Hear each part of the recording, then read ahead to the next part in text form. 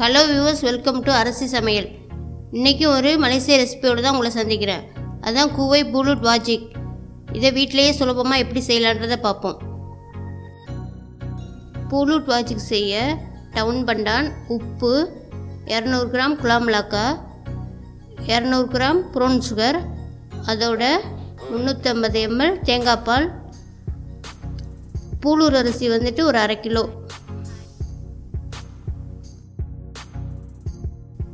நான் பூலூர் அரிசியை வந்துட்டு 2 தடவை கழுவிட்டு 5 மணி நேரம் ஊற வச்சுருக்கேன்.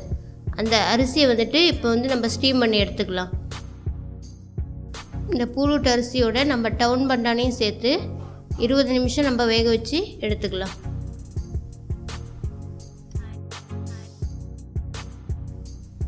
நம்ம பாருங்கள், 20 நிமிஷம் வேக வச்ச அரிசி வந்துட்டு இந்த மாதிரி தான் இருக்குது. இப்போ இதில் வந்துட்டு நம்ம இன்னும் கொஞ்சம் தண்ணி தெளித்து இன்னும் ஒரு 20 நிமிஷம் நம்ம வேக வச்சுக்கலாம். அப்போ தான் நல்லா வேகும்.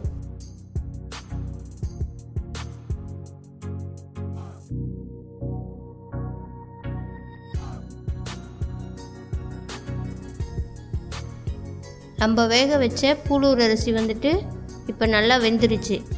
இதை வந்துட்டு நம்ம இன்னொரு பவுலில் மாற்றிக்கலாம்.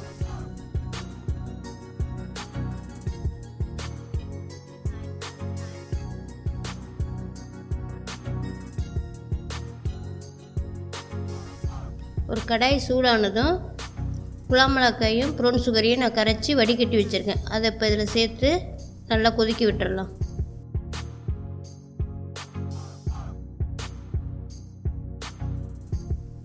நம்ம அதில் வந்துட்டு இப்போ டவுன் பண்டானும் உப்பு கொஞ்சமாக சேர்த்துக்கலாம். சேர்த்து எல்லாத்தையும் நல்லா ஒன்றா மிக்ஸ் பண்ணி விட்டு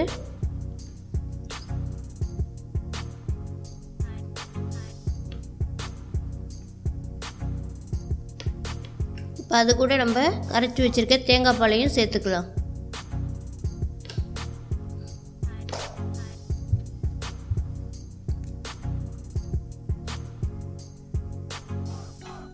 பாருங்கள், இது நல்லா இப்போ கொதிச்சிருச்சு. அது கூட நம்ம வேக வச்சுருக்க பூலூர் அரிசியும் அதில் சேர்த்துக்கலாம்.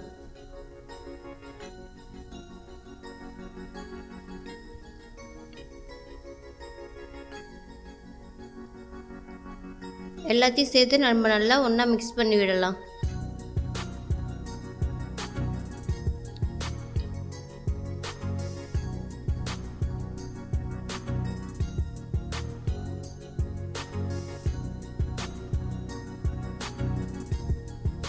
இது நல்லா நம்ம கை விடாமல் கிளறிக்கிட்டே இருக்கணும்.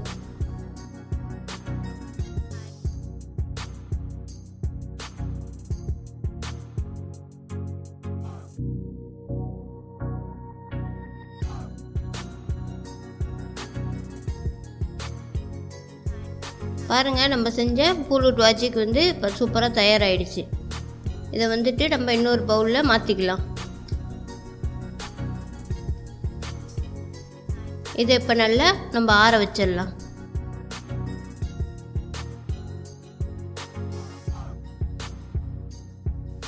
இது இப்போ நல்லா ஆறிடுச்சு.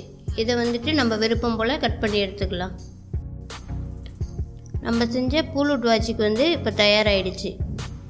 நீங்களும் இது மாதிரி உங்கள் வீட்டில் செஞ்சு பாருங்கள். உங்களுக்கு எப்படி வந்துச்சுன்னு கமெண்ட் பாக்ஸில் தெரிவிங்க.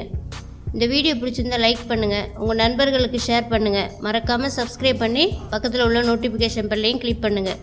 அடுத்து ஒரு சூப்பரான ரெசிபியோடு உங்களை சந்திக்கிறேன்.